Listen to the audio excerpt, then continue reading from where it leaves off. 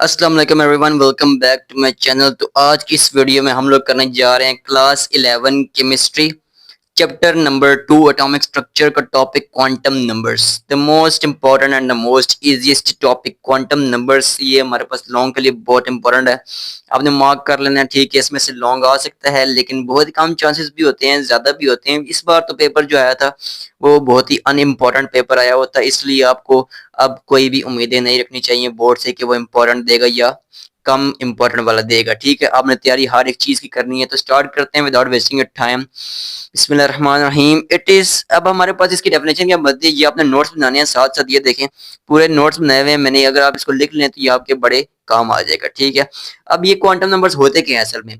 Quantum numbers का मतलब ये आता है कि mathematical way of representing the position of N orbital. ठीक हो गया। अब एक ऑर्बिटल है, ठीक है, ये हमारे पास एक ऑर्बिटल बना हुआ है, ये एक इलेक्ट्रॉन है, ये एक एलिमेंट है। ठीक है, उसकी ऑर्बिटल्स बने हुए हैं। ठीक है, अब ये तो हमारे पास बता रहा है कि किस तरह इसकी डायरेक्शन आ रही है। अब इसको, इस ऑर्बिटल के इस पॉइंट को, चले हम ये कर लेते हैं, इस पॉइंट को हम स्पेसिफाई कर लेते हैं। ठीक हो गया। इस पॉइंट की वैल्यू, अब इस पॉइंट को हम डिस्टेंस या किसी और चीज से किस तरह वेरीफाई करें, यानी हमें किस तरह पता लगे कि इसकी वैल्यू डिस्टेंस में क्या है या किसी और चीज में क्या है। ठीक है, तो उस चीज को देखने के लिए, यानी मैथमेटिकल वे नंबर्स में रिप्रेजेंट करने के लिए, यानी एक शेल को, एक लोकेशन को, एक पॉइंट को नंबर्स में रिप्रेजेंट करने के लिए जो जरूरत पड़ी, तो तब क्या आइडेंटिफाई किए गए, तब क्या डिस्कवर किए गए क्वांटम नंबर्स। ठीक हो गया। ये सिंपल्स की डेफिनेशन है, अपने लिख लेनी है। It is the digital mathematical representation of the arrangement of electrons around the nucleus. ठीक हो गया जी। अब सिंपल ये, अब मैंने आपको समझाने के लिए लिखा है इन चारों पॉइंट्स को कि एजीम्यूथल क्वांटम नंबर क्या होता है, प्रिंसिपल क्वांटम नंबर क्या होता है, मैग्नेटिक क्वांटम नंबर क्या होता है, और स्पिन क्वांटम नंबर क्या होता है। सबसे पहले हम लोग जाते हैं अपने प्रिंसिपल क्वांटम नंबर की तरफ कि principal quantum number, what is the principal quantum number. ठीक है, इसकी जरूरत क्यों पड़ती है। प्रिंसिपल क्वांटम नंबर ये सबसे पहले डिफाइन किया था हमारे पास बोहर ने ये बताया था कि हर एक इलेक्ट्रॉन अपने एक पर्टिकुलर शेल में मूव करता है। उसने ये कॉन्सेप्ट दे दिया था, उससे हमें ये पता लग गया कि एक शेल होता है जिसको हमने नाम दे दिया प्रिंसिपल। क्योंकि उसने नाम दिया था, सबसे पहले उसने डिस्कवर किया था, इसलिए उसको हमने मेन मेन शेल बोल दिया, उसको हमने प्रिंसिपल क्वांटम नंबर बोल दिया। ठीक हो गया। अब उसी की वैल्यू को हम लोग रिप्रेजेंट किससे करते हैं, एन से। N can have values from 1 to 4 5 6 7 8 9, जितने ज्यादा शेल्स उसके अंदर होते हैं उतने हम एन की वैल्यू होती है। ठीक हो गया। जो सिंपल्स की इसमें इसके पॉइंट्स हमने क्या लिखना है, अगर आप इसमें इस तरह पॉइंट्स लिख देंगे पेपर में, आपको फुल मार्क्स देने से कोई भी नहीं रोकेगा। ठीक हो गया। तो सिंपली आपने, this is the representation of Bohr's shell in quantum form. Bohr ने जो शेल का आइडिया दिया तो उसको हमने क्वांटम फॉर्म में कन्वर्ट कर दिया। ठीक हो गया। N is the use for its representation, इसको रिप्रेजेंट करने के लिए हम क्या यूज करते हैं, एन यूज करते हैं। और एन की वैल्यूज कहाँ से हो सकती हैं, 1 से लेकर जितनी मर्जी हो जाए, यानी आपको पता है कितने एलिमेंट डिस्कवर हो रहे हैं डे बाय डे, उनमें शेल्स की नंबर भी बढ़ते जाते हैं, तो इस हिसाब से एन की वैल्यू कुछ भी हो सकती है। ठीक हो गया। कोई ज्यादा बड़ी नहीं होगी, 4 5 6 7 8 9 10 11 13 14 तक हो जाएगी, ज्यादा नहीं होगी। We can identify period number in the periodic table. हम लोग इसको यूज करके पीरियड नंबर, यानी किसमें, पीरियोडिक टेबल में पीरियड नंबर डिटरमाइन कर सकते हैं। वो किस तरह, एन की वैल्यू 1 है, पीरियड नंबर क्या हो जाएगा, 1 हो जाएगा। एन की वैल्यू 2 है, पीरियड नंबर क्या हो जाएगा, 2 हो जाएगा। एन की वैल्यू 3 है, पीरियड नंबर क्या हो जाएगा, 3 हो जाएगा। वो क्यों, वो किस तरह पता लग रहा है, अगर एन की वैल्यू 1 है इसका मतलब 1 शेल है खाली। ठीक हो गया। एन की वैल्यू 1 है, खाली 1 शेल है। एन की वैल्यू 2 है, खाली 2 शेल है। एन की वैल्यू 3 है, 3 शेल है। ठीक है, this represents n is equals to 1, this represents n is equals to, this represents n is equals to 3। ठीक हो गया। जितने ज्यादा एन की वैल्यू उतनी ज्यादा शेल्स। आपको पता है पीरियड नंबर 1 में कितने शेल होते हैं, 1। 2 में कितने शेल होते हैं, 2। 3 में कितने शेल होते हैं, 3। इसका मतलब वो किसको रिप्रेजेंट कर रहा है, एन की वैल्यू को। इसका मतलब एन की वैल्यू से हम ये बता सकते हैं कि वो कौन सा पीरियड है। ठीक हो गया। अब मैं आपको बोलूं कि एन की वैल्यू क्या है, 7 है, तो पीरियड नंबर क्या होगा, बताएं, कमेंट्स में बताएं। ठीक हो गया, वो मैं आपको बता दूंगा सही है गलत है। उसके बाद हमारे पास क्या आ गया, we can identify the period number, ये बात मैंने आपको बता दी। अब नेक्स्ट आ गया अजीमुथल क्वांटम नंबर। ठीक हो गया। अजीमुथल क्वांटम नंबर, इस चीज को मैं अभी आपको डिफाइन करूंगा, ये मैंने क्यों लिखा हुआ है। अजीमुथल क्वांटम नंबर क्या है जी, azimuthal quantum number, it describe the shape of an element of the electronic shell. Shape बताता है कि वो स्फेरिकल है, वो हमारे पास डैम्बल शेप है, वो हमारे पास क्लोवर लीफ शेप है। कौन सी शेप है, वो शेप हमें बताता है। क्लोवर लीफ शेप ये आपने आगे पढ़ेंगे, ये इस तरह की चीजें मैं आपको इंशाल्लाह साथ साथ गाइड करता जाऊंगा, बस आपने بھائی کے ساتھ رہنا ہے، اپنے ٹیچر کے ساتھ رہنا ہے، ٹھیک ہے، انشاءاللہ آپ کو ہر چیز گائیڈ کریں گے. It describe the shape of an orbitals and electronic shell. Shape بتاتا ہے، سمپل سی بات ہے. شیپ سے ہمارے سے کیا مراد ہے کہ ہمارے پاس کبھی شیپ ہوتی ہے اسفیریکل، کبھی شیپ ہمارے پاس ہوتی ہے کلوور لیف شیپ یا ڈمبل شیپ، ٹھیک ہے، کبھی ہمارے پاس شیپ ہو جاتی ہے اس طرح کی. تو یہ اس طرح کی شیپس کو ڈٹرمائن کرتا ہے کہ ہمارے پاس شیپ کیا ہے آربیٹل کی. ٹھیک ہو گیا. اب اس کو ریپرزینٹ کس سے کرتے ہیں؟ ایل سے ریپرزینٹ کرتے ہیں. ٹھیک ہو گیا. Specify particular سیپشل.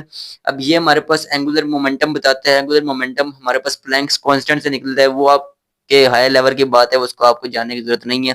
فی الحال اتنا ہی جان لے کہ یہ ہمیں کیا بتاتا ہے؟ اینگولر مومنٹم بتاتا ہے ایک پارٹیکولر شیل کا جس کے اندر الیکٹران موو کر سکتا ہے. ٹھیک ہو گیا. اگلی بات کیا آگی کہ اب ایل این کی ویلیو کہاں سے شروع ہوتی؟ 1 سے. ایل کی ویلیو کہاں سے شروع ہوگی؟ 0 سے. ٹھیک ہو گیا. اس کا مطلب یہ کیا ہے کہ ایل جتنا ایل ہوگا، اگر ہم لوگ کہہ لیں کہ این کی ویلیو ہمارے پاس 5 تھے، ٹھیک ہے، تو ایل ہمارے پاس کیا ہوگے؟ ایل ہمارے پاس 5 - 1 تک آئے گا. اس کا مطلب 4 ویلیوز ہوں گی.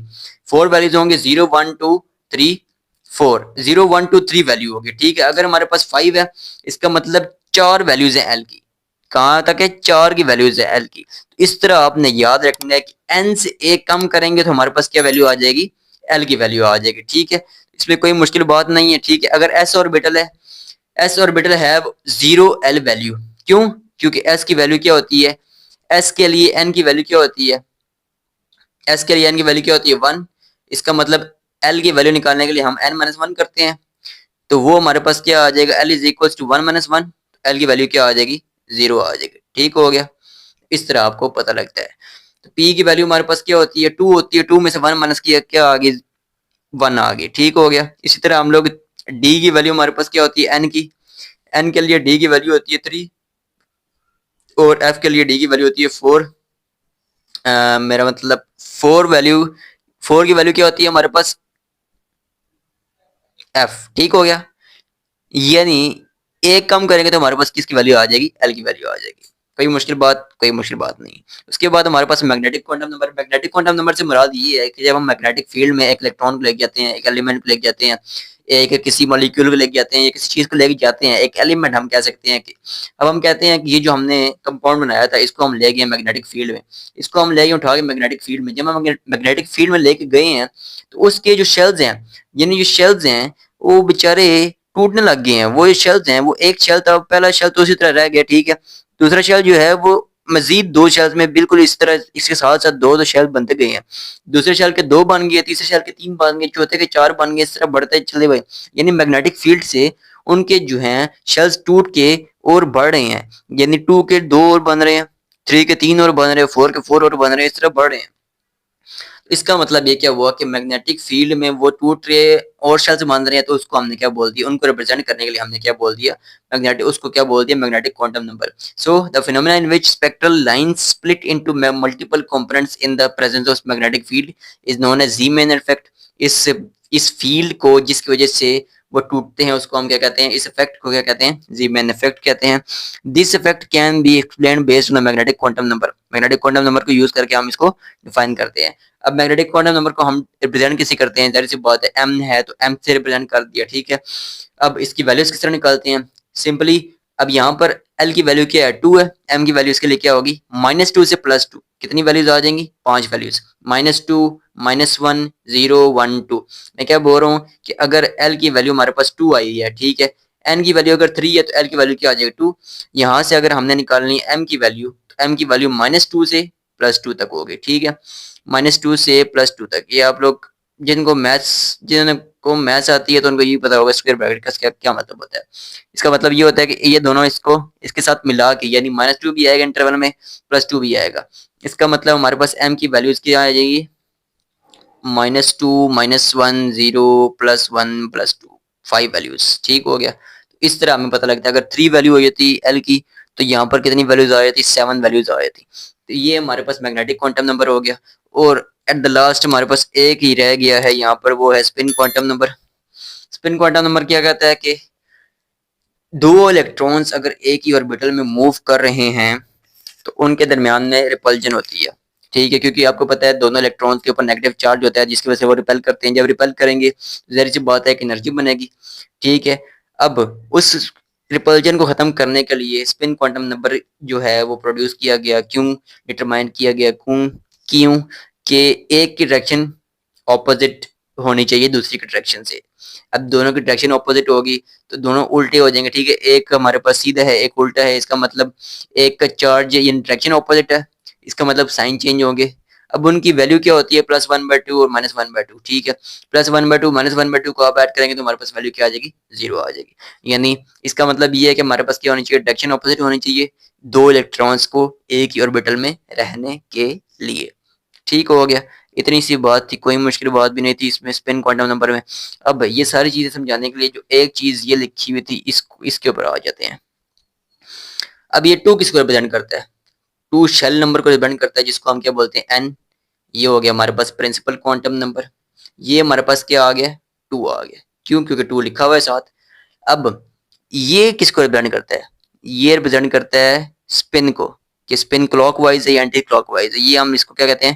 اب ایرو اوپر کی طرف ہو تو کلاک وائز اسپن ہوگا. ٹھیک ہے, یہ کلاک وائز اسپن آ گیا. ٹھیک ہو گیا جی. یہ کس کو ریپرزینٹ کرتا ہے؟ اور پی کس کو ریپرزینٹ کرتا ہے؟ پی ہمارے پاس کس کو ریپرزینٹ کرے گا کہ ہمارے پاس ایل کی ویلیو کیا آ جائے گی؟ 1 آ جائے گی. اور وائی ہمارے پاس کس کو ریپرزینٹ کرے گا؟ وائی ہمارے پاس ریپرزینٹ کرتا ہے ایم کو. ٹھیک ہو گیا, ایکس وائی ایم دوسرے نمبر پہ آتا ہے, یعنی وائی دوسرے نمبر پہ آتا ہے تو ایم کی ویلیو کیا آ جائے گی؟ 2 آ جائے گی. ٹھیک ہو گیا, 2 تو نہیں آئے گی کیونکہ ہمیں پتہ ہے کہ میں نے کیا بتایا ہے, جب n2 ہو تو l کی ویلیو کیا ہوتی ہے؟ 1 ہوتی ہے. l کی ویلیو کیا ہوتی ہے؟ 1 ہوتی ہے. تو m کی ویلیو کیا ہوتی ہے؟ -1 سے لے کر +1 تک. تو اب دوسرے نمبر پہ ہمارے پاس کون سا آ جاتا ہے؟ 0 آ جاتا ہے. تو اس کا مطلب y ہمارے پاس کیا آ جائے گا؟ m=0 ہوگا. اس کو ہم نام کیا دیں گے؟ 0 نام دیں گے. ٹھیک ہو گیا. اسی طرح ہمارے پاس یہ ہمارے پاس پن کو ڈٹرمائن کرتا ہے جو میں نے لکھ دی ہے. ساتھ میں ہمارے پاس یہ ہمارے پاس پرنسپل جو پرنسپل کوانٹم نمبر ہوتا ہے اس کو ریپرزینٹ کرتا ہے. 2 آ گیا. اس طرح اگر اس طرح ہمارے پاس کوئی چیز لکھی ہو تو اس کو ہم ڈٹرمائن کر سکتے ہیں. ٹھیک ہو گیا, کوئی مشکل بات نہیں. امید ہے آپ لوگوں کو سمجھ میں آئی ہوگی. ملتے ہیں نیکسٹ ویڈیو میں, تب تک کے لیے اپنا خیال رکھیے گا. اللہ حافظ.